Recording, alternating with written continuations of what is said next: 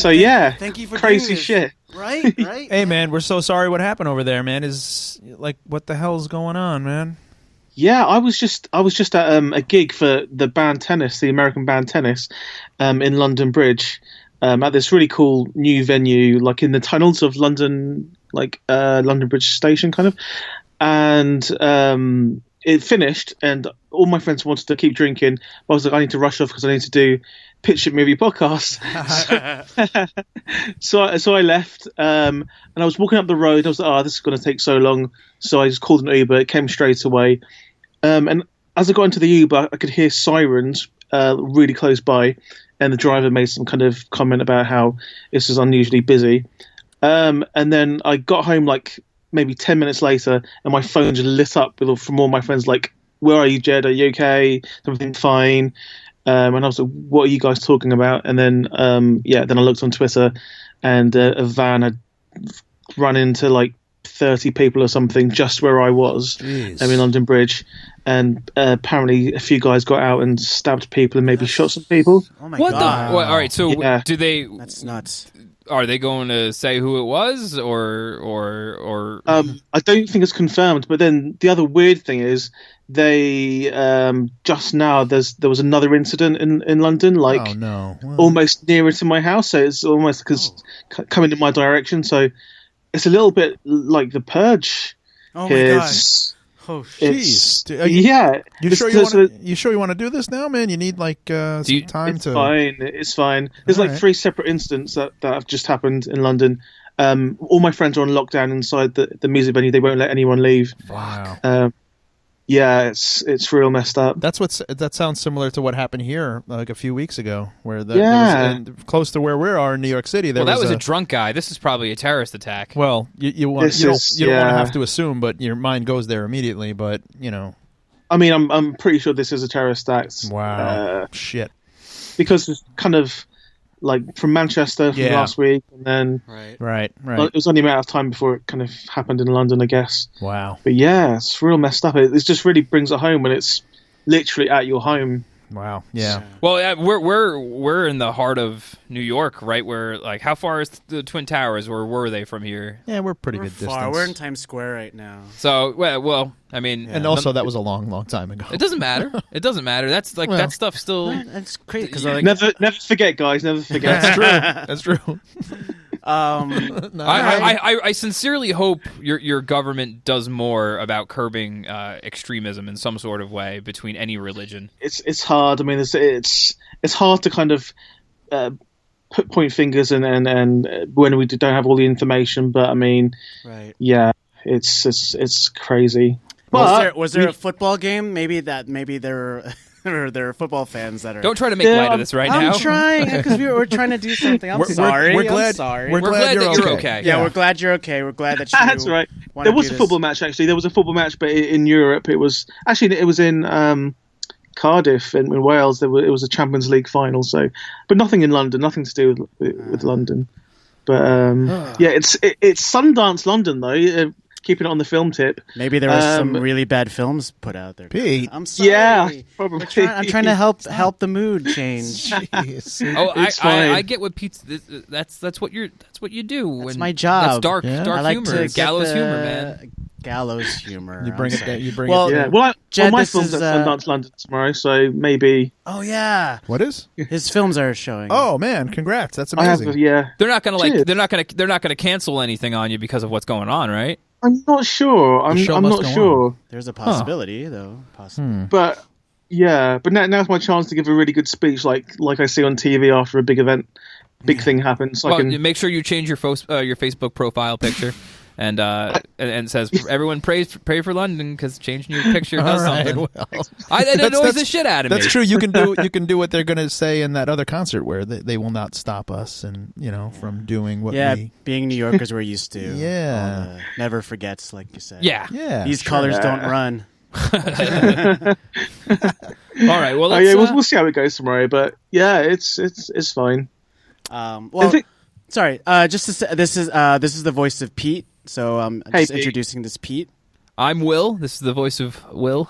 This is Sean. Stop No, it. I'm not going to talk like that. This is Sean. Well, hello. So I don't know if you can tell. A lot of people can't tell the different voices, but And I guess so. We plan on doing each other's shows. yes. Yes, you're doing mine straight afterwards. What to watch on Netflix? Yes. I'm sure it will be light and funny. And at some point, I reckon within the recording of this, I'll find out if my friends are all right. Okay. Oh God. Hey, if you I'm sure they are. yeah, if you need to stop at any time during the thing, we'll make a cut. No, it's fine. It makes it more interesting. All right. Do you because we kind of like record a bunch at a time and then we kind of piecemeal the episodes out. Should we not mention what's going on right now, or No, it's fine. Yeah, you're okay. Keep it all in. We might come up with a cool terrorist movie. Yeah, exactly. That's kind of how the show goes. Yeah. So. Well, we do kind of jump on current events sometimes, but this is a very hyper current. Especially like the fact that you're there. Yeah, and it just like happened like minutes ago. Yeah, just now. Yeah.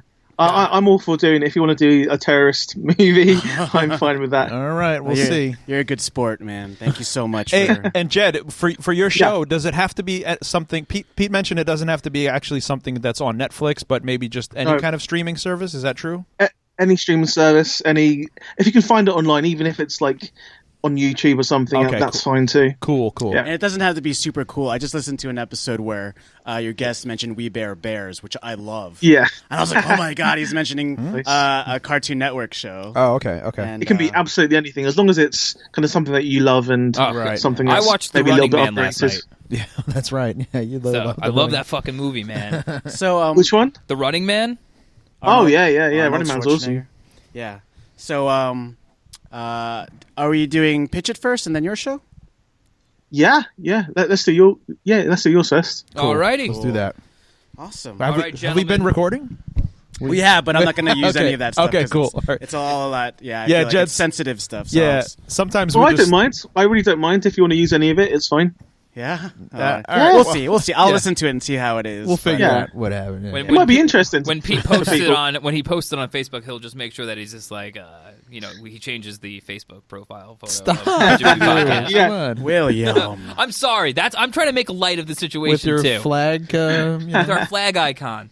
No, listen. I will say that I love England and I love people from England. I'm a big Anglophile, so Yeah, you Oh, are. cool. You're talking about it all the time. Like you want to go there. one day. Well, I'm gonna have a show in England like in about a year. So Oh, yeah? Okay. What do you mean? I do haunted attractions, or what you guys would call scare attractions over there, and I know.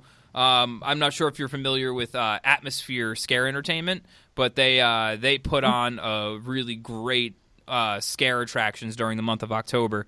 So I'm going to be bringing a show that I created here over to the UK in like about a year's time. You guys should hook Awesome. up. You guys should meet up. Yeah, definitely. Yeah, come let me torture you. That's what I do with these things. They're pretty Sounds like a violent. plan. He shoves like octopuses in your face and tampons in your mouth and stuff like that. Jeez. Well, Yeah. I didn't Fine. do that. No, but you wrote that, so your actors did it to us. No, they came up with that scene on their own. Oh, they did? They wanted to be Oh. a feminist gang. Oh, I thought you wrote that. No, Okay. they were like, we're going to be a feminist gang, and I was like, great, cool.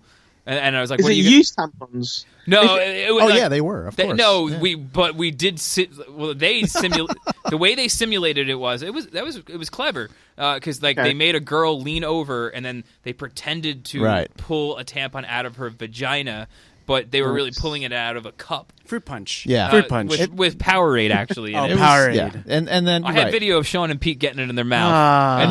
and then there was a pad, like a maxi pad with like a brownie mix on it, so that got smeared on my face, which was pretty authentic. I got to say, it was pretty late stage. Sean's been there before, so That's true. I've seen all kinds of I consistencies look and forward to colors. it. I look forward to seeing it in London. holy shit! All right, so Well, welcome to the back. Pitch It Movie Podcast. My name is Peter Bune. Sean King. I am Will Pentard. So I thought you were going to go Today, Why would I our go? guest today is live on Skype. Coming from London, we have Jed Shepherd of What to Watch on Netflix podcast. Hello. Hi. Hello, Jed. Thank Hello. you for joining us, man. And Jed, No problem. you're the host of not only that podcast, but several podcasts, correct? Just tons, just loads. I just do lots to see what works, and like I spread myself very thinly. And you're also a producer. You produce short films, and write short films, and I produce some bad ones, and I write some good ones. I produced Birdemic 2. Birdemic 2? Yeah. Yes. What? Really? Who produced that? Oh my god! Did you not know that? Yes, I saw your IMDb. Oh, wait. Okay. Big fan of. Yeah, I haven't seen the second one, but I'm a big fan of the first one. Oh, great going, man! Yeah, that's right. I saw the documentary on James Guyan. What's his name? Gwyn. James Gwyn. Right? That's Filipino way of saying it, right? No, Gwyn? Oh? that's his name. Okay. He's, yeah. Even I don't know how to say it properly. I have trouble. He's a very strange guy. He's a very, very strange guy. Yeah, I got that from the documentary, which was very entertaining. Oh yeah? Yeah, it was cool. It was great. Birdemic. Yeah, that fucking movie, man. It's a riot. That was a 112 video rental that I did like a few years ago, and I'm happy I did it though. I thought that movie was ridiculous, and I enjoy that. Oh yeah. Hey, have you seen part 2? I've not seen part 2, but now that I'm talking to somebody that produced, I will go out and make sure I see part 2. It's got zombies in it. It's got time travel. Oh shit, Whoa. that's fucking awesome. It's got watch it first. Straight from the producer The himself. one thing it's lacking is any sense of like a coherent script. It's got a 15-minute dance scene, so that makes up for it quite a lot. 15-minute dance scene. Oh my god! Oh, it's crazy. And you guys shot that in England? No, it was all shot in LA. In fact, 95% of the budget went towards filming one scene, and we used the Jaws set at Universal. Oh wow! And nearly the entire budget went on that, and you can't even tell it's on the Jaws set. It's ridiculous. That's well, James wouldn't pan out so you can see where we were. Yeah. So all you can see is like some water and some like a deck, and you just can't tell. It's like you're on the set of Jaws. So yeah, the real waste of money. Director doesn't seem like a very visualist kind of director to me. Like, does the director like he takes those movies serious then? Oh, yeah, way serious. So this is what everyone kind of wants to know. So everyone is in on the joke except for James. Right, he thinks he's making the greatest movie of all time. He seriously does. And I brought them all over to London as well for the UK premiere, for the Europe premiere. And he wanted me to take him around to see where Hitchcock was born and all that stuff, because he genuinely thinks he's Hitchcock. And he was telling me how much he kind of empathizes with him and stuff. It's just it's crazy. He's a very unusual guy, and that must have been a total adventure, man. That's I wild. feel like the world needs more of those visionaries with no filter. And, just and it detached from of a certain reality, right? Yeah, I saw Birdemic, the Riff Tracks version of Birdemic, the first one. That's how I watched it, and then immediately I watched a Vice documentary on Birdemic, where they talked about like the making of Birdemic 1, and that's like just an amazing story. And that's how did you get involved with? Did you see the first one and just be like, I need to be involved in this? That's exactly it. So they made the first one, and it was showed over here in London at the Prince Charles Cinema in London, which one of the best cinemas in the world. And I was like, okay, I need to somehow worm my way into this world. I need to be friends with all of the people in the cast. I need to make James. This is what I do all the time. Like I see something, and I'm like, okay, I need to be in that. So I find Alan Bars, who's the main actor in it, his email address, and I pester him. I was like, mate, we need to make number 2. And he's like, oh, well, we don't know what's happening. And I'm, okay, give me James's email address. I'm pestering James, and then it all kind of came together, and it was weird how it came together. Some real weird, dodgy stuff happened, and I'm sure it'll come out one day. But so it kind of, I forced my way into the film, and the film is decent. I quite like it. It's one of those films where you have to kind of watch it with friends and kind of drunk and kind of messed up. Otherwise, it's not going to be much fun because there isn't really a proper ending. It just kind of ends, and so is it open for another sequel? That was the idea, right? I mean, that's what we got from that documentary, was that he was a studio was going to kind of option it for a remake or something, or the whole time we were making it. James was pissed off because he wanted to make $100 million version. Right. Yeah. So he's like, you guys have stopped Universal buying this. You've stopped Sony buying this. I was offered $100 million for the right. He just makes all this stuff up. And so he was pissed off the entire thing because it was made for almost nothing. Well, actually, it was made for $100,000, which was 10 times the amount the first one was made for. Yeah, sure, right. And the movie that inspired the first one, according to the Vice documentary, is An Inconvenient Truth. Like, he really hates climate change, James. Was that also included? Was that theme, that message also included in the second one? Yeah, it is, but he doesn't really understand it very well. Only what Al Gore told him, right? Yeah. So like in my contract, officially it says I can write the third one because James doesn't want to write the third Birdemic. He doesn't even want to direct it, to be quite honest. So it's in my contract that I can write the third one based on. But I've got a list of notes that James given me, and I've got to stick to his notes. That it's got to be called Birdemic Sea Eagles. Oh my! And I was fucking god! Yeah. and I obviously want sea eagles. It's like, yeah, sea eagles. And do you mean seagulls? Seagulls? And no, there's a thing called sea eagles, and apparently they can predict climate change, or if you see them or something, I don't know. No one understands anything. It's just a bizarre situation. And did the two leads survive in the second? Whitney Moore and did they survive? Would they make it to Sea Eagles? Whitney, I don't think Whitney wants to be involved in the Birdemic universe at all. Well, it seems like she might want to kind of like pursue a more legitimate kind of. She kind of does thing, now. Right? She's got like a social.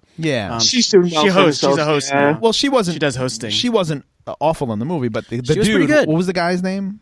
Alan Barr. He's fucking terrible. I'm sure he's a nice guy, but he's one of the most. He's a nice guy. No, he's one of the most endearing parts of the movie because he's. But his delivery was from the direction, right? Like he was delivering it in the manner that James was telling him to deliver. Oh, he was like line reading him and stuff. Yeah, right. Is that true? Well, the broken English.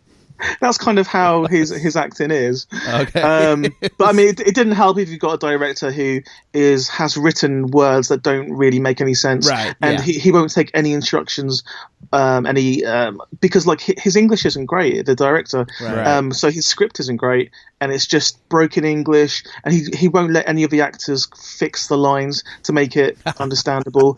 So it's not the actor's fault at all. Well, Jed, when you said that you saw the first Birdemic and you were like, I have to get involved with this world. I want to be in this world of that.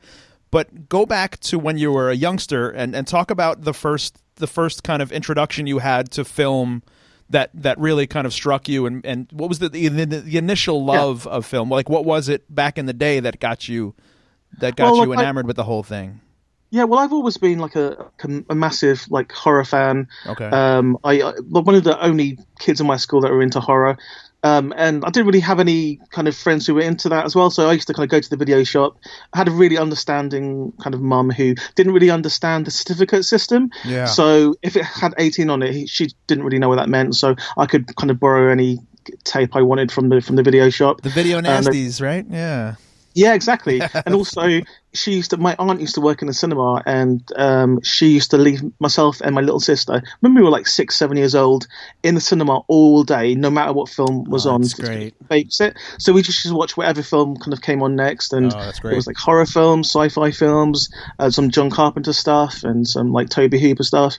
Tobe Hooper just got attacked by Whoa. His wife caved his face in. Oh, What? No. Yeah, that just happened. Such a nice Jesus. Yeah, talk about. Is he okay? I'm guessing with an axe. I don't know. Chainsaw. I don't think it, I think it was with a blunt object, but they were having spousal issues, and she violently attacked him, William Shatner just came out and talked about it. Actually, What? Yeah, he was just like, William Shatner of all people comes out and says something about Tobe Hooper and his wife beating on him. Is like, and women abuse men just as much as men abuse women. I did not hear about this. Yeah, things are really coming to a head. Tobe Hooper. Crazy. Fucking Tobe. Oh, one of my favorite Tobe Hooper movies was shot by you, which was Life Force. That fucking movie's incredible. Life Force. Oh my god, how great is that? Who It's shot crazy. Life Force? Tobe Hooper directed it. You said it's shot yes. by who? What? You said it's shot by you? I was talking about it was produced by where Jed lives. That's what in I'm London. talking about. I was Yeah. like, it's like shot by you, Oh, Jed. yeah, yeah. Shot No, I Jed. wasn't involved with Life Force. That's all. Yeah, they blow up like most of London in that movie, right? Please don't spread that rumor. Please stop talking about blowing up London after what happened just now. Thank you. That's right. Oh, they didn't use bombs. They were. No, they used the truck of peace. It was a truck. It's the religion of peace. The truck of peace. Well, Jed, you have a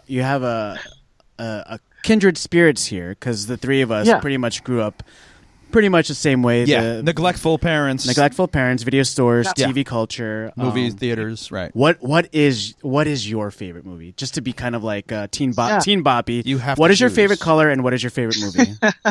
My favorite color is blue because that's how my heart feels. And my favorite movie of all time is Night of the Comet, the 1984 sci-fi / horror classic Night of the Comet, which is.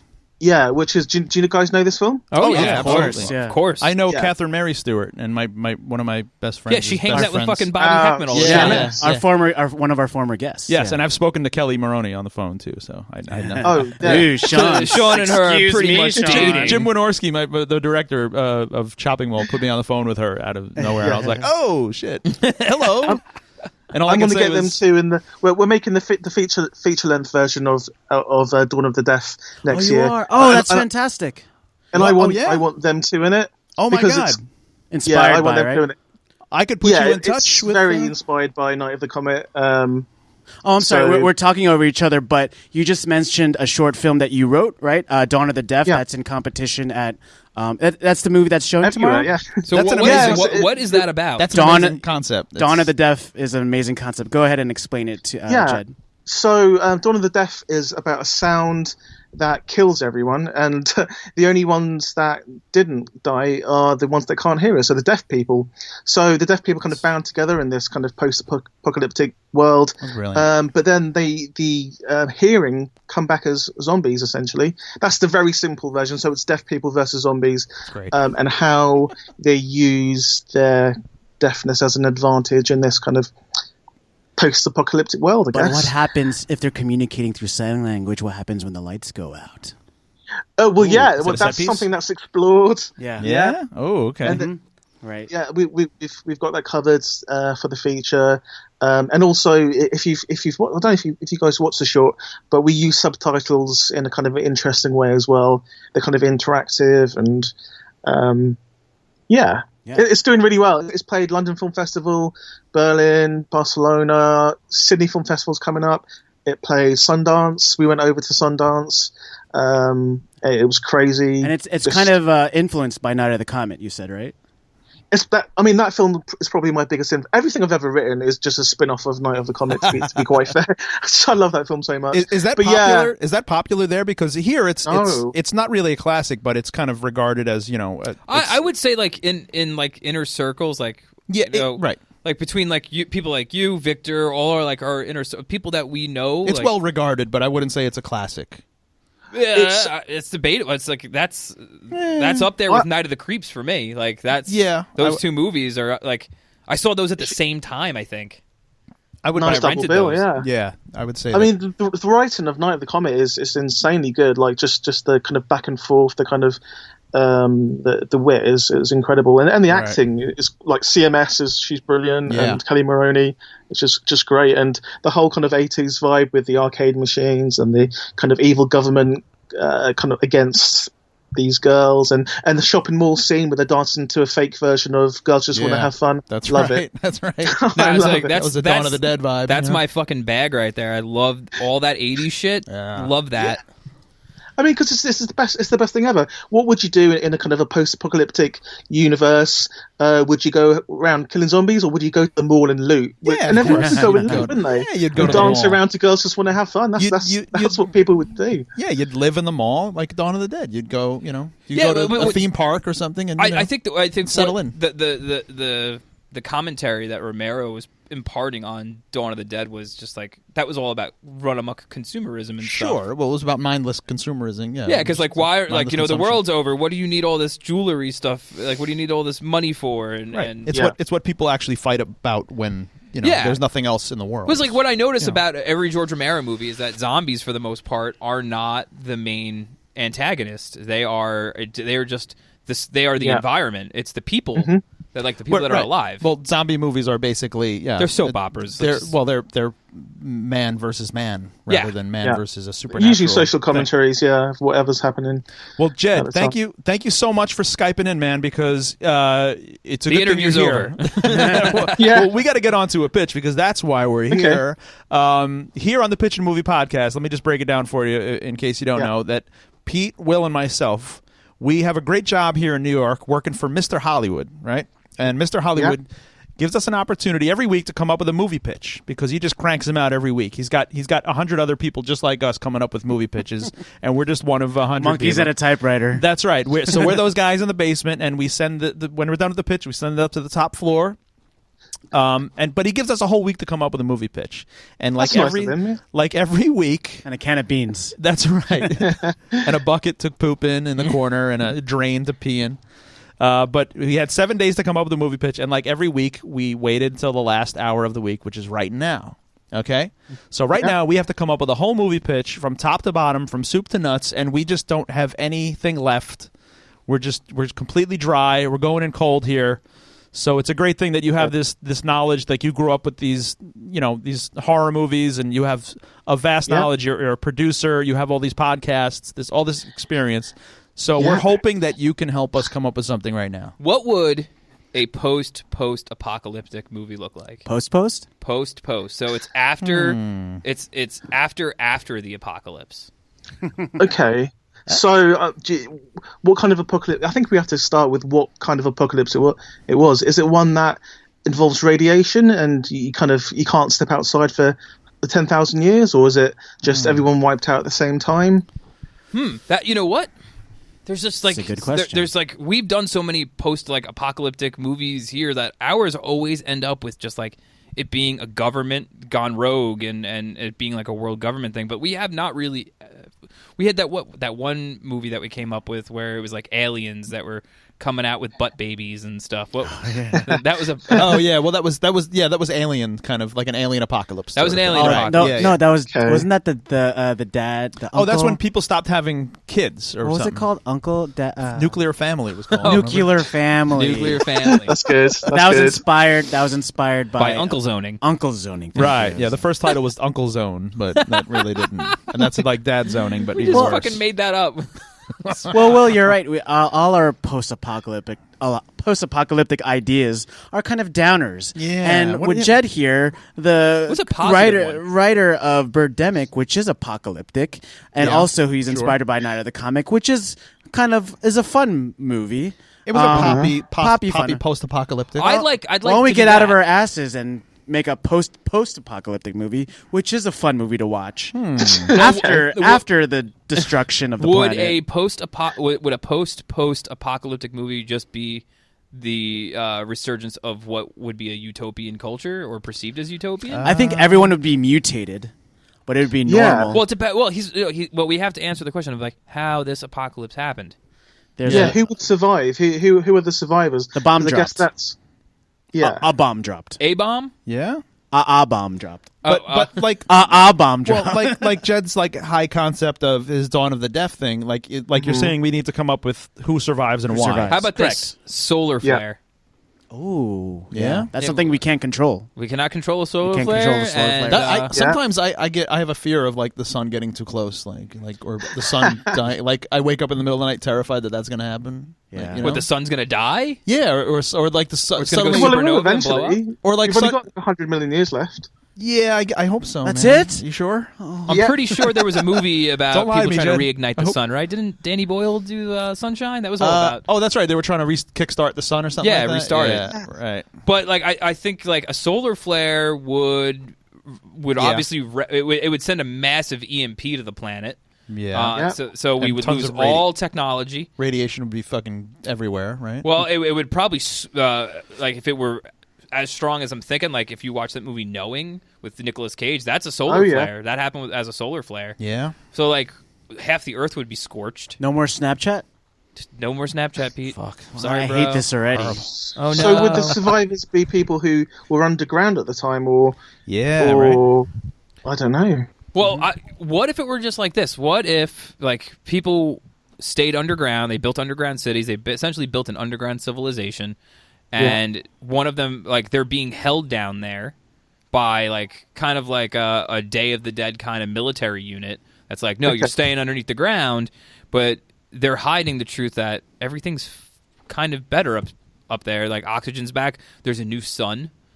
Yeah. So like the world was able to start over, and it only really hit things on a surface level. So kind of like 10 Cloverfield Lane, where they're kind of lied to and to stay inside, sort of thing. Yeah, but except they weren't really lied to in 10 Cloverfield There was Lane. aliens. There was aliens. That's true. That's Not true. I aliens, forgot about that. Cloverfield monsters. Oh, they were aliens. They were aliens. Yeah, it was a fucking weird ending, but Dude, that was fucking awesome. What are you Yeah, talking you about? Loved like it. it? I I loved fucking it. It was love great, that yeah. movie. I don't know, man. I love both of them. I liked so it up much. until it was, I was hoping it was going to be like, he was just going to be. I a really nut. wish it wasn't called 10 Cloverfield Lane, because my jaw would have dropped if I was watching. I would have watched that movie regardless. I love Mary Elizabeth Winstead, John Goodman. John Goodman's amazing in and it, the guy from Newsroom. Right. No, that would have been awesome if it was a surprise ending, but Yeah. but they couldn't Well, that's the market it thing. any other like, way. We like I like movies that have just a surprise ending. Like Right, but it wasn't a surprise because it was called Cloverfield, and Yeah, that's what I'm saying. It's a giant. Cloverfield's a giant monster. yeah, but you know? we all know like when that movie came out, like before when they started advertising it, like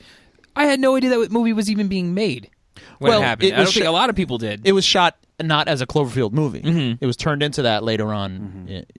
And they have another After one. production. It's called God. It's the third one. Oh, really? Yeah. That's Yeah. coming out. And it's got Oh, a wow. huge cast. Yeah. Oh shit.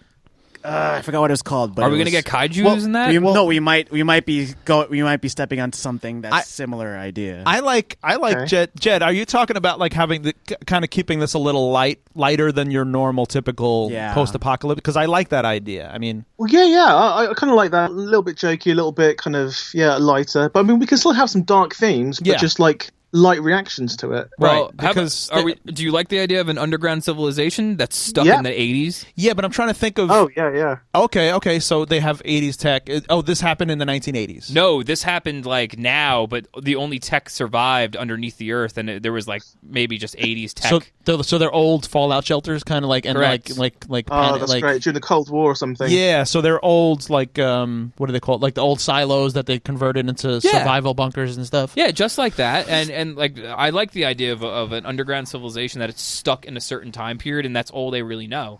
I like the if there's an idea of like a certain way that they can go out with some kind of thing. What, like You a know? probe? Yeah, or somebody can kind of go into something and kind of explore outside. Well, what made Night of the Comet fun, though? What made it like lighter? It was probably Jed could probably agree. It's The probably music? the cast. Yeah. It It was the cast, the two sisters kind of bouncing off each other Yeah. the whole time, keeping Yeah. it light, even though it's a really dark situation. Like her boyfriend just got killed by a zombie. She's like out there with her sister, having fun, shooting guns, Yeah. dancing around. So It she was- has something in common with the other survivor, basically. It was kind of like when you have a fantasy like of a zombie fantasy or a post-apocalyptic fantasy. Like Dawn of the Dead is one of my greatest fantasies, to live in it like an adventure like that. So if you're like the last people on Earth, like that to a lot of people, that's like a real adventure. Like all right. How about this? All right, I got some vibes I want to throw in there. Go ahead. The Okay. vibes. You Vibe guys, us. Vibe you us. guys let me Vibe know off. if you like it. But Vibe away.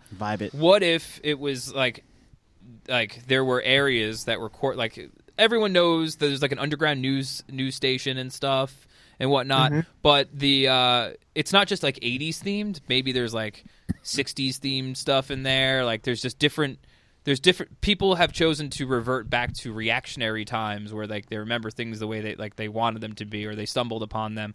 You could have fucking people who are obsessed with like medieval knights and stuff.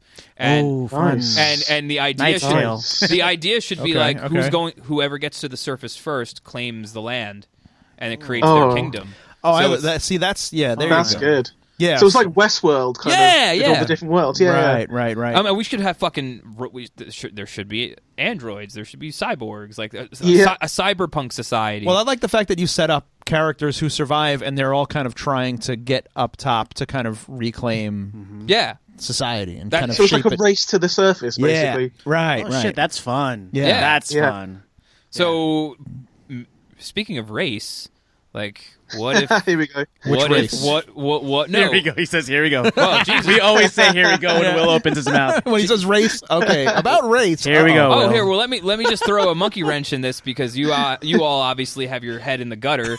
I was going to say it could be like Death Race 2000. Oh, okay. That's the good kind of race. All right, because obviously you guys were thinking like, oh, he's going to be on his ethno-nationalism thing. No, just don't get all political. Like it's political enough, but it could work that way. You know? I don't want it to work that way. I like all kinds of people. I don't give a shit. I just want people driving cool cars and running each other over. Yeah. Oh, all right, sorry. okay. This is too soon. Oh my God, Will. Jeez, that went. So is it so the people in their little kind of like underground lairs that are kind of inspired by certain periods of time, they build their vehicle to race the surface so they can create their kind of utopia. Fuck yeah, it's got a Mad Max kind of vibe to it at the same time. Yeah, well, but it's underground going up. Yes. The car that gets up first, like they have to build a crazy track that like Speed Racer tracks, just like that, just like speed. But the finish drills line, in the front, the finish line. Oh yeah, all kinds of stuff. Oh, that's so fucking dope. The finish to like drill through to the surface. If they want to get around a bend, they could drill through the surface. Or like, that's cool. Like a fucking car could shoot acid out and bore through a wall that way. Fuck. But the finish line needs to be the surface, and no one's made it there. Oh, okay. Yeah. Well, we could open. And do you want it to be? Do you want the reveal to be that the surface is? Do we want to know that the surface area is safe? Well, I think like what Sean was saying, like everyone sends like people out there. Yeah, canaries. They send canaries out to what if see if it's safe. Well, I mean, realistically, if we were doing cars, or if we were just getting people to go to the surface, they can just climb up the ladder and go outside, right? So what if these people because the government controls the whole race. Yeah. Well, what if I love the idea of a race to the surface? Yeah. But what if they had like fucking like drill vehicles? That's what we're saying. No, I know, but instead of cars, what if they were actually like? You ever see the movie The Core? Yeah. Where Aaron Eckhart and Hilary Swank. You're not saying that they're cars; they're actual vehicles made to drill. Right. They had specifically made. Right. To drill. Just like the core, when they had to drill into the core to again like fucking sunshine it, like kickstart the fucking core. Okay. What if these people like why are they drilling to the core? Well, no, we're doing the reverse. Oh, they're going to the surface. Yeah. So what if they kind of like had this like moon, like this Earth core base where they've been down there for like 60 or 70 years, and now it's time to resurface. Yep. Yeah. But the only way to get out there is through these drill machines, and each kind of person or country has their own drill, and they have to get out first. And it's to see who runs the surface, pretty much. Yeah. Right? Yeah. All right. So maybe they send robots out to go test the surface, or like little tiny robots that could like orbs probes that could test things. But no man has set foot on it. But in a generation. Yeah. Right. But in this underground world. I mean, I imagine if you're underneath the earth, you're going to fucking run into some really weird subspecies. Yeah, like Morlocks and shit. Mole people, reptilians, Cool. people made of magma. Well, that's what. Yeah, like somebody will be fucking drilling, and then boom, they bust open into one of those fucking caverns. I see like a Disneyland ride. For it's now. like journey from the center of Journey the earth. from the center. It's like it's kind of like that, prehistoric animals. Yeah, fuck yeah, man. Yeah, fucking like reptiles would have evolved the same way human beings would have evolved, and they like both. They're bipedal, and that's fucking cool, right? But like, so you explore this entire this entire system underneath the planet's core, but what happens when they eventually get out? Well, yeah. Okay, so I'm thinking maybe it's not a race to see. Absolute.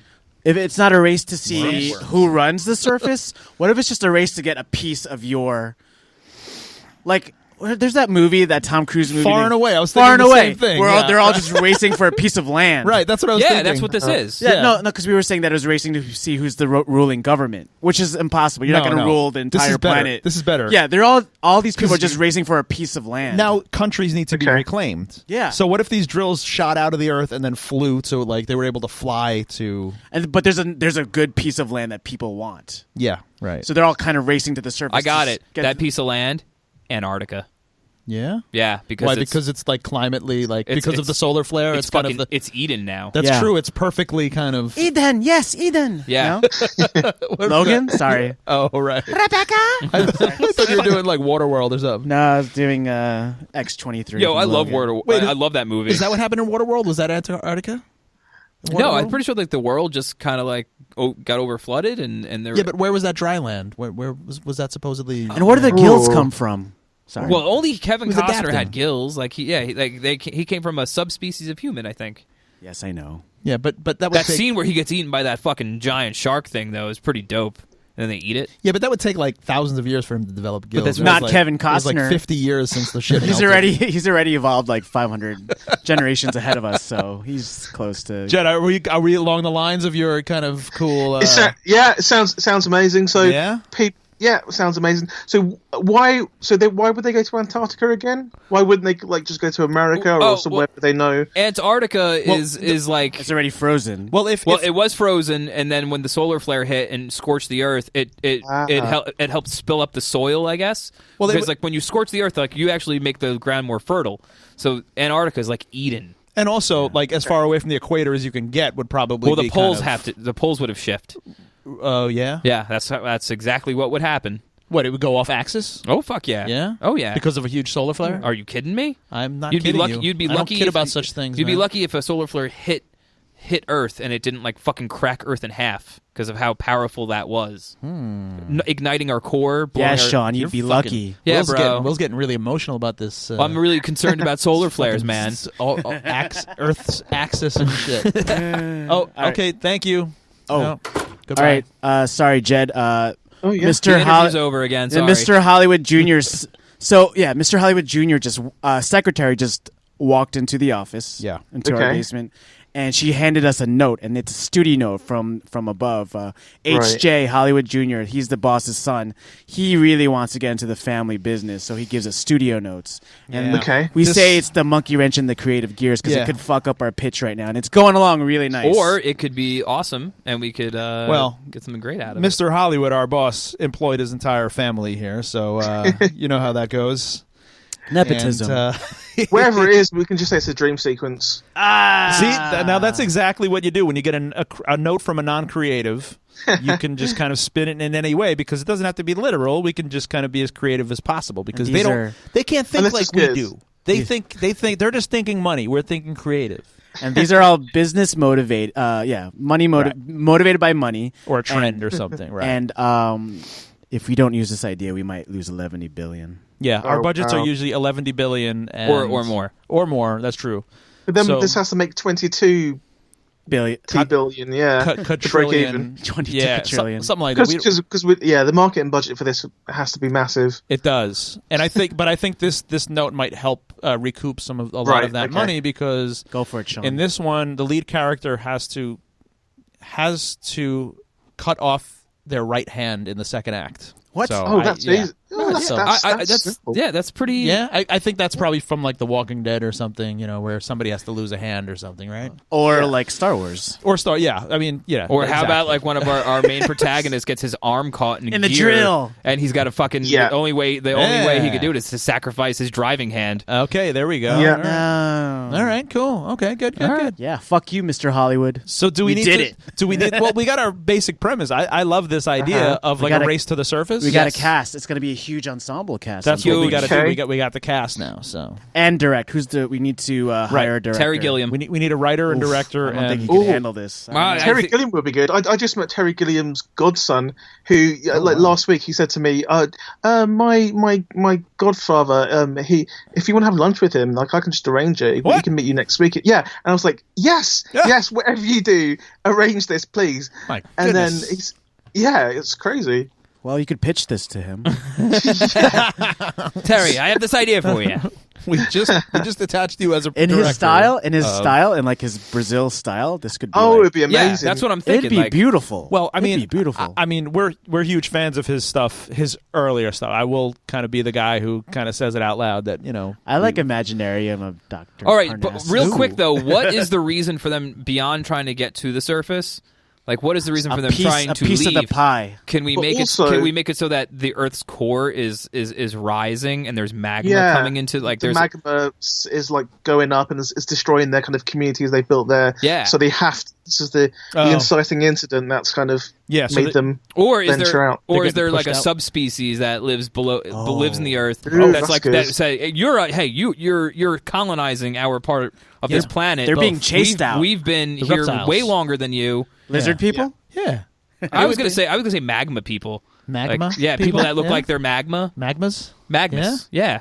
Like But, living but lava? they try to be civil. It's like they're like the Native Americans. Like the rock lords, like the toys where Just like that. like the molten lava guys. Yeah, fucking think of the thing, except Yeah? black, and he's got like red lines where There's the just glowing lava underneath. yeah. Ooh, that's pretty wicked. Nice. Man. That's gonna look good on camera. That's Yeah. true. That's going to be And very wait, expensive. what if we Facts. have a magma guy because they've been living there for generations? Yeah. There's some friends who want to make it to the top too. So they're gonna be Magma like people? Yeah, they're gonna Yeah, be a well, sidekick magma person. That's fucking riding with awesome. Jason Statham Who's or like- whoever Oh yeah, Statham. Come on. Statham and magma, or maybe Can Jason Statham Statham be in play this a movie? magma. He's a magma person. He's the lead. He's the lead guy. Oh yeah, Statham. Yeah. I'm going up first. Hand me the wheel. Here I come. Do we love Statham? Of Yes, course I we I love fucking do, Statham. Statham's great, yeah. Right? Okay. I Do also we have a female protagonist as Yeah. well? Like, yes, Michelle maybe- Rodriguez. let's Yeah, give we it do to an need- Asian chick. Okay. Who? Yeah. I don't know. Give me an Asian actress. That's not Lucy Liu. No, the girl, the woman from Pacific Rim, Pac Rim. There you go. She's awesome. perfect. Yeah. Was that Rinko? I was also Yeah, going to okay. suggest that Idris Elba be in this. Well, now. So you're- now we're just you're casting Pac Rim. Yeah. Come on. Well, what's so wrong with that? This is a race. Charlie Hunnam. Charlie Hunnam would be really good though. Charlie Day's in it for comic. Charlie relief. Day's also. No, wait. I I just think Anne I, Hathaway would be quite good. Anne Hathaway, because she's kind of like in Colossal, she was kind of playing against type. I It'd be love quite good if she played like Colossal. an action hero. Yeah. That's cool. Colossal is great. And she's an excellent actor too. So. Yes, and she'll sing. Yeah, exactly. oh, please no musical parts in this movie. Oh please, musical parts. Oh, that was fucking awesome when she sang in that movie. Though, come on. Yeah, I cried. That was great. Les so- Mis, or are we talking about Colossal? She that didn't was sing. She Princess didn't sing. Diaries. I was Oh, talking Princess about. Diaries too. Yeah. Do we still want this actress from Pacific Rim? This, Yeah. Yeah, she's cool. Yeah. Because we need a bunch of drivers, don't we? We need to look do. at We need a a lot. bunch of drivers racing to the surface, and Rinko Kikuchi? Kikuchi? that's Rinko something, yeah. Rinko Kikuchi. We'll just call her Rinko.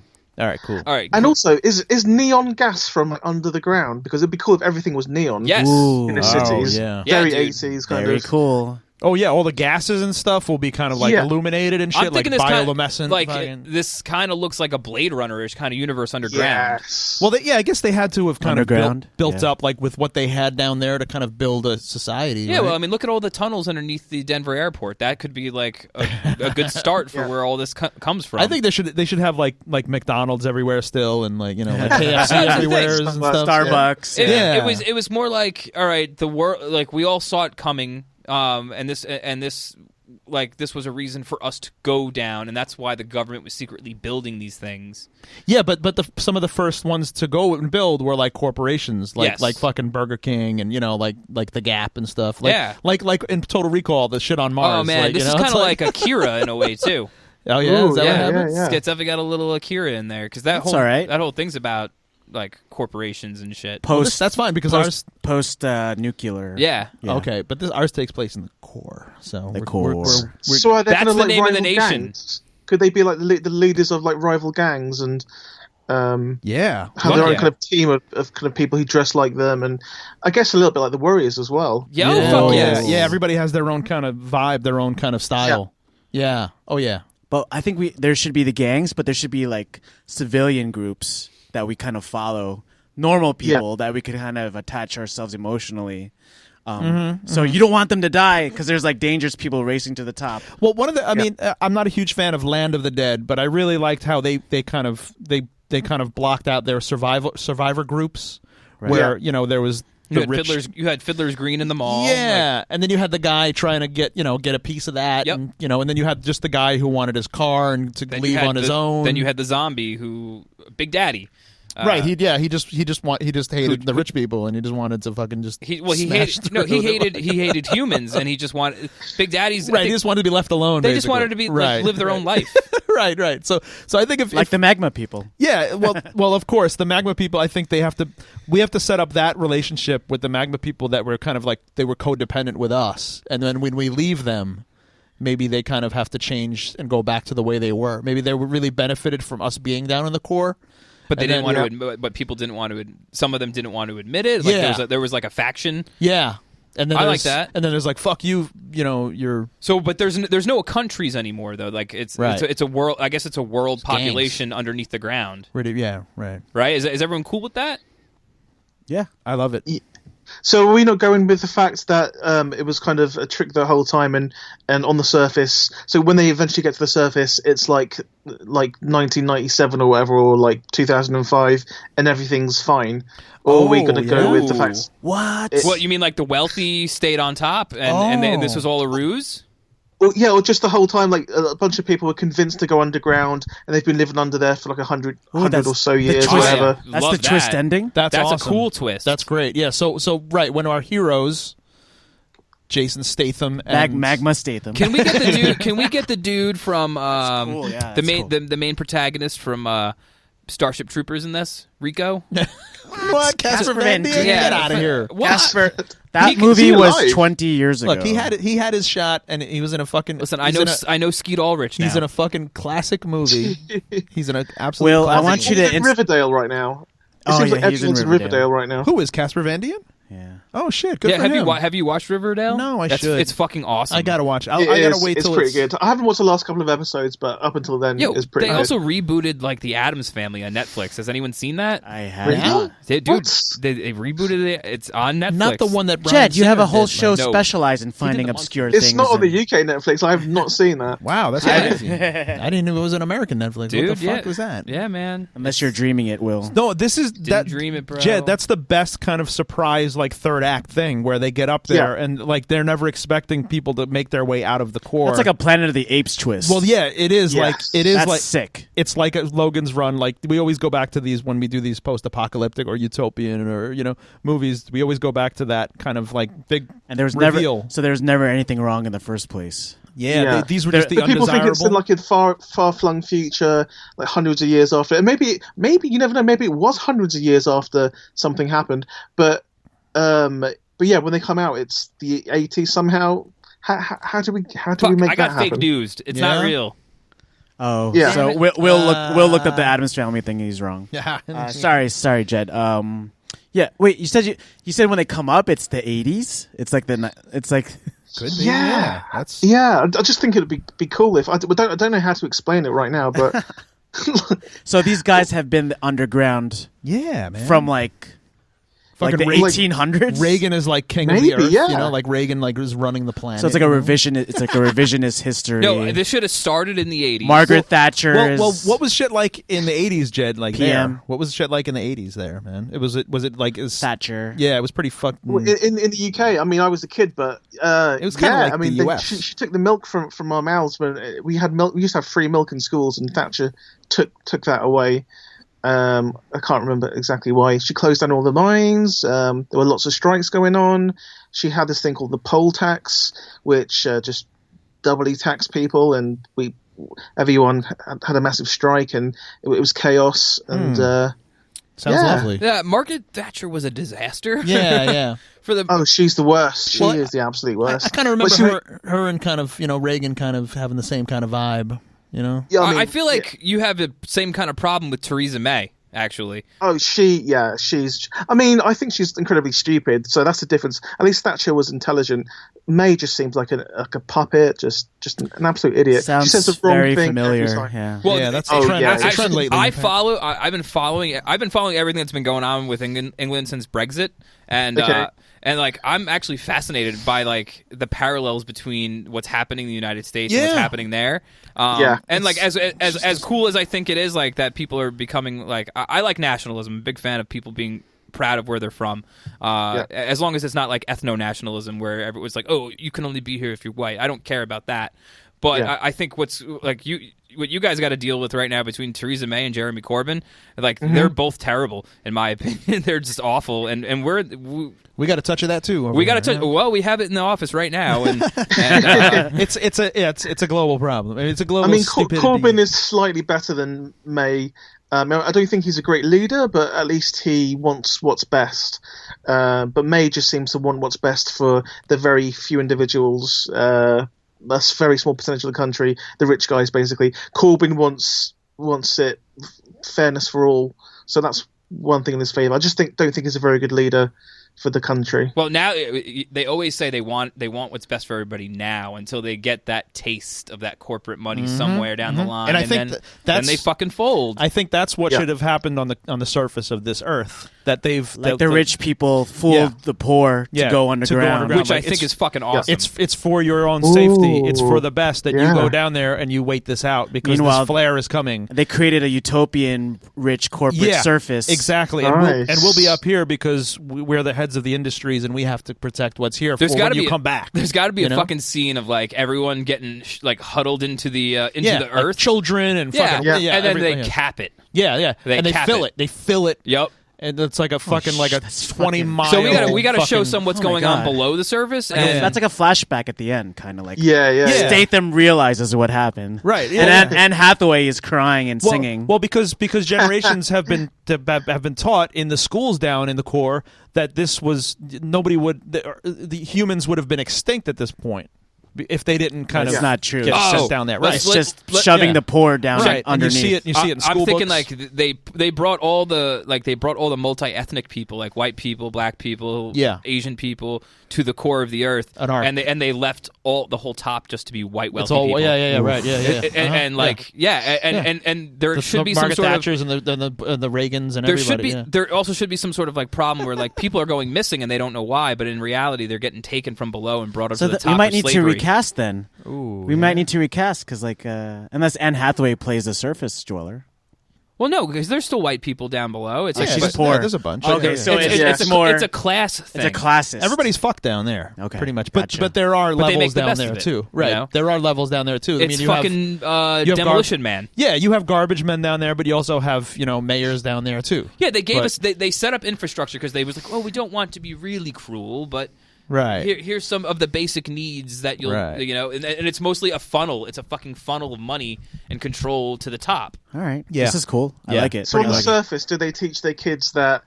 Do they kind of wipe it from history that the fact that they had to do this? Oh, it's white. Yes. It's white. They don't know about it at all. Right. Yeah.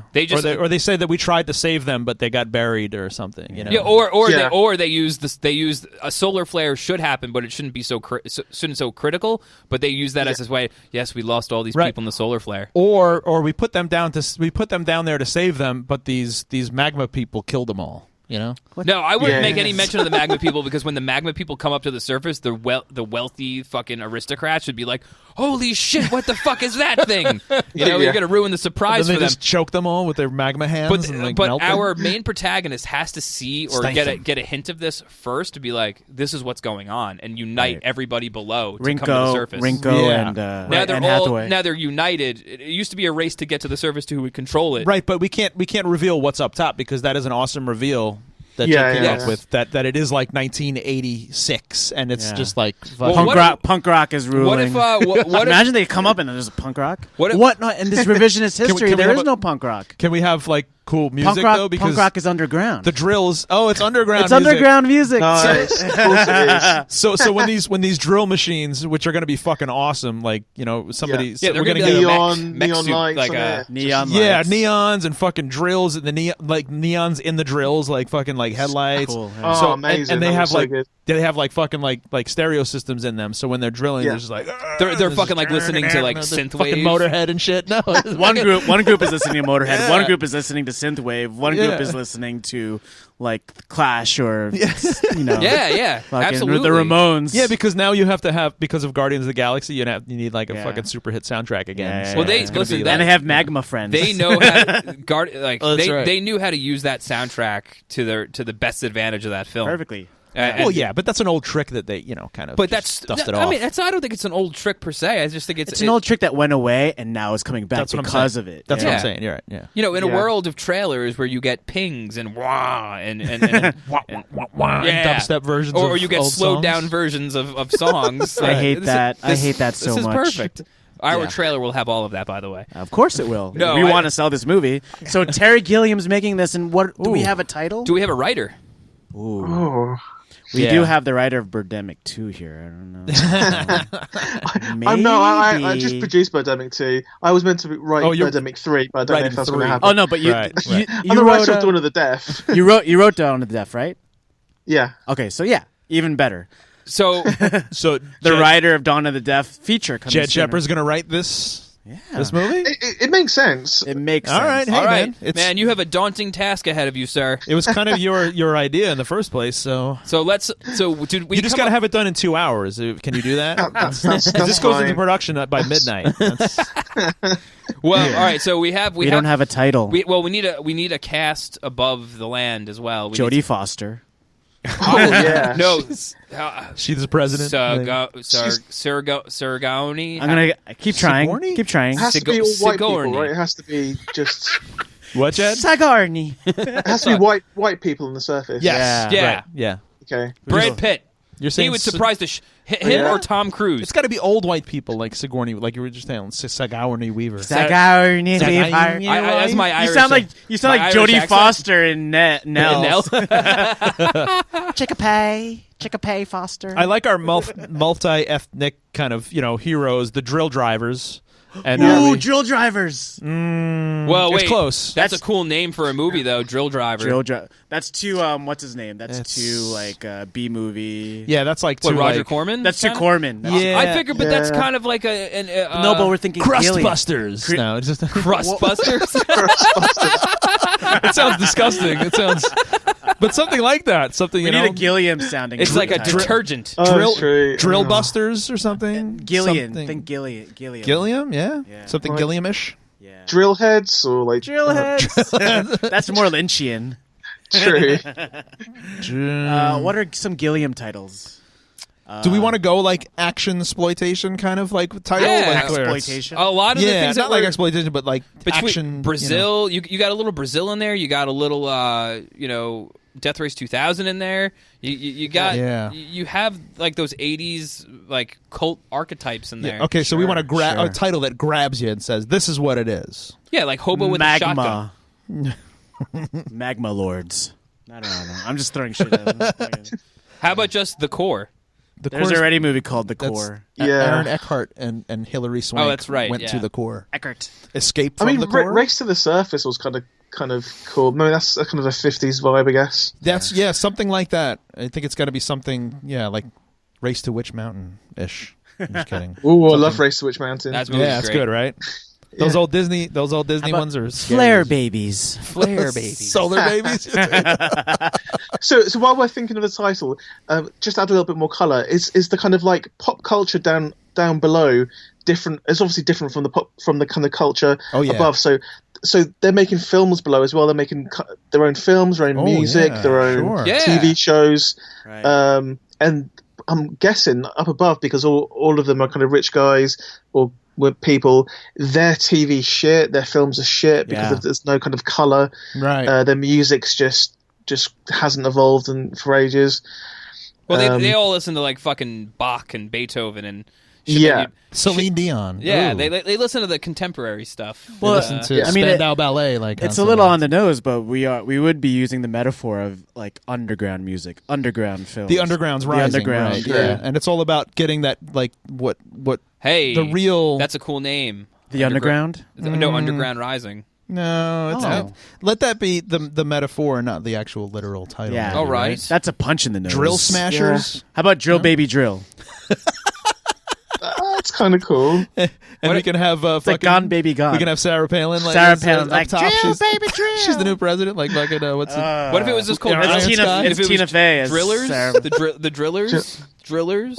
Or like a play on Thrill Ride, Drill Ride.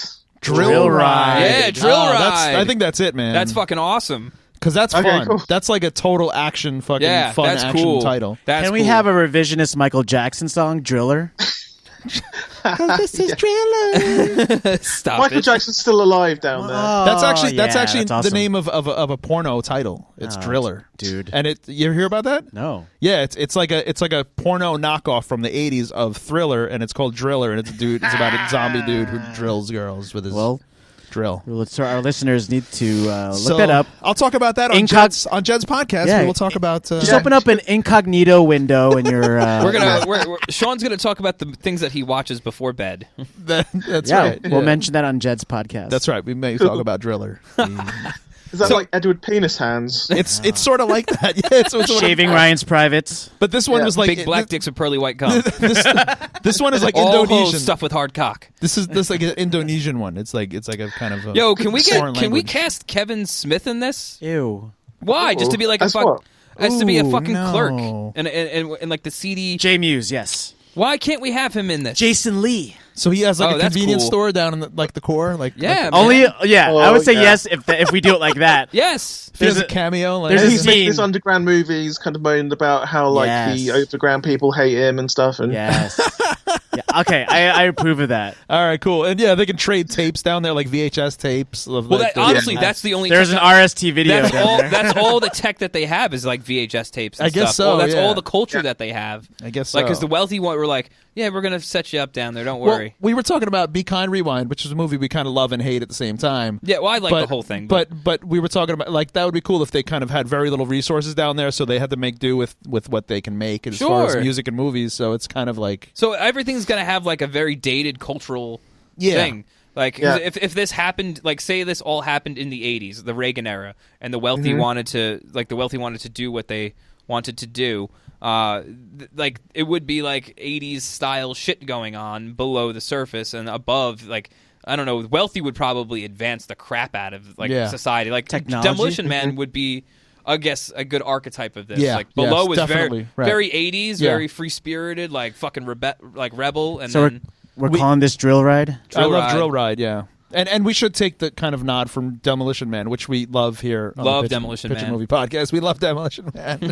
I think it's okay. fuck love you, it. the Taco Bell War. You should not be hosting this podcast. I like, if you don't love Sandra Demolition. Bullock and Rob Schneider. And, Get out of here! Come on. What? Ooh, That's maybe Demolition Sandra Man. Bullock should be in this. Yes. Sandra Bullock could be the president above Ooh, ground. yeah. Ooh, I think Yeah. we definitely need to mix it up with our kind of ethnicity down below. Yeah. But Yeah. you know, We got Idris. We got Rinko. is he really? Yeah. Okay. you got Okay. you also Idris have is awesome. lizard people down below. You have mole people. Like it's a That's whole. true. Oh, They're yeah. very diverse. I think Gilliam Yeah. could handle that. All right, so let's break this down, Jed, and help me out if I can't get this right. This movie's called Okay. Drill Ride, and it's about many generations ago. The supposed survivors of Earth were Solar flare. due to a solar flare. They were instructed to go down below, close to the Earth's core, to survive out this apocalyptic event of a solar flare. Yeah. So down there, they've developed their own societies, and over time, they figured that we got to get to the surface because the core is going to be erupting and pushing them out. So they've built drill machines.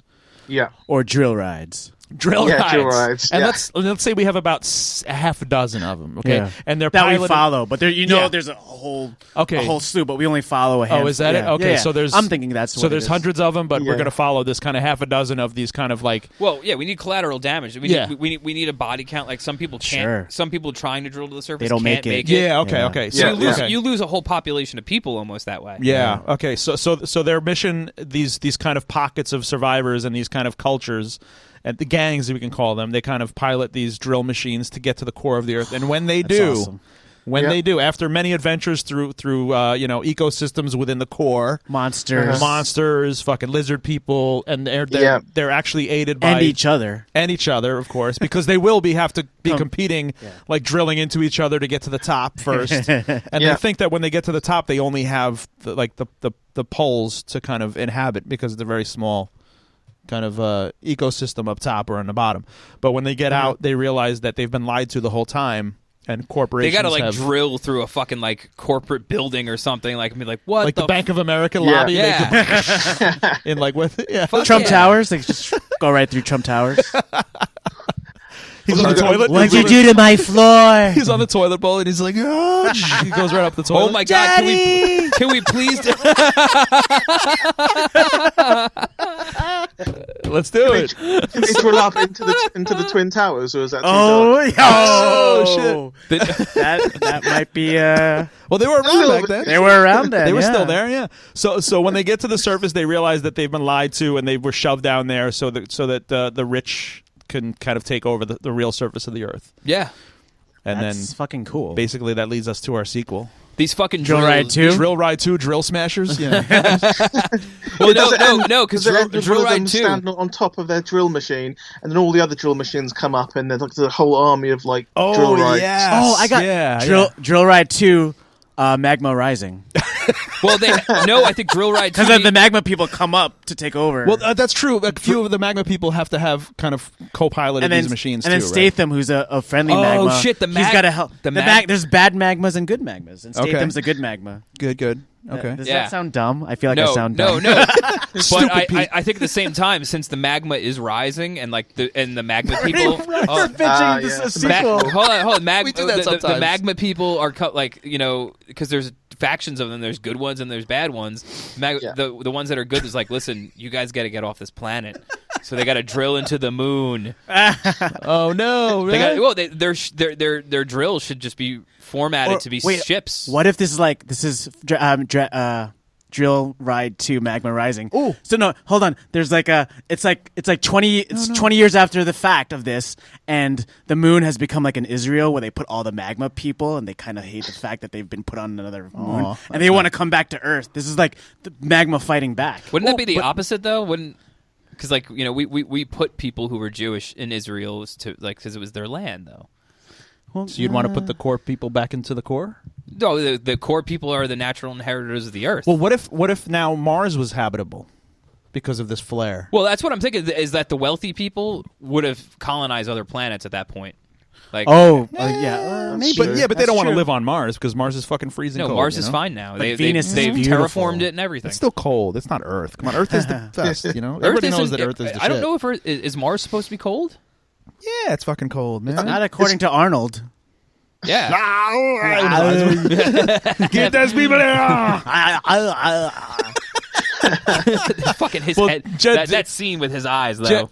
Did we do your initial idea justice, I hope? It did, yeah. It sounds really, really good. I love it. And I really do miss those real original high concept action adventure pictures, which they don't do now because we just get superhero shit and franchise movies. So I love the fact that we can do a fun adventure movie with cool tech and monsters and heroes and shit and not have it be like a fucking franchise. Mm-hmm.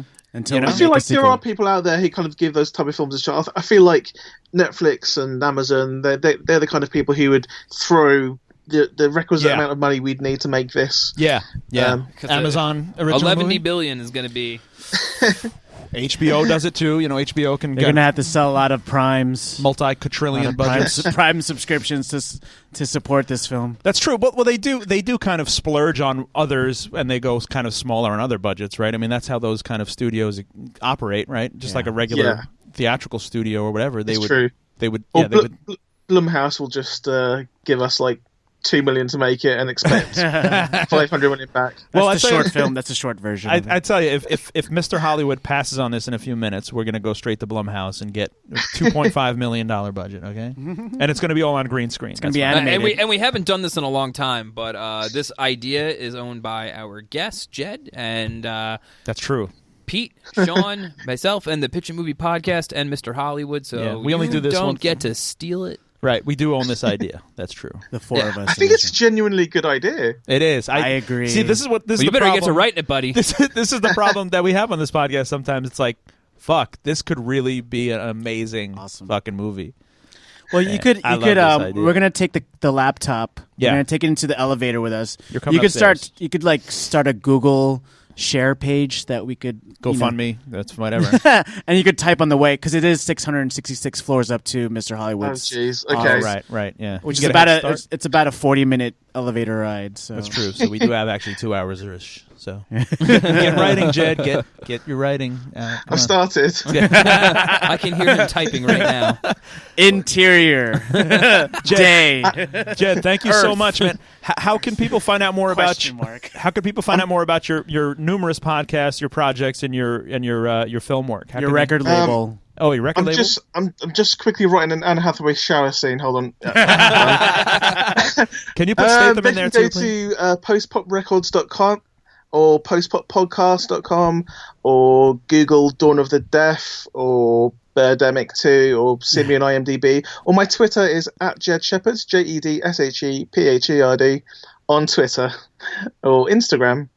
Or you can check my podcast, What to Watch on Netflix, and these guys are going to be on too. Fantastic. Yeah, awesome. Amazing. I'm so into this movie. I love it. I love the adventure, the action-adventure aspect of this. Yeah, absolutely. And and our the listeners, Rock's not in it, so then the Rock's not in it. Yes, that's right. Yes. So after listening to this, you got to head on over to Jed's podcast and listen to us. Right. So do that. What to watch on Netflix? Do that on iTunes and perfect. That was great. Thank you Jed, so much. Thank Jed. you, man. That Thanks, was wonderful. dude. All right. Thanks for having me on, guys. We'll talk to you real soon. But right now we're going upstairs to the top floor of the building. I'm pressing the button. Ding. And the doors are opening. All right, you added a door opening. Yeah, because noise. you keep stealing my shit, so I've got to add up to it. So. All right, Jed, we're carrying the laptop up with us. Cool. All right. Talk to you next week. Thanks, everybody. Bye. Bye-bye. Bye.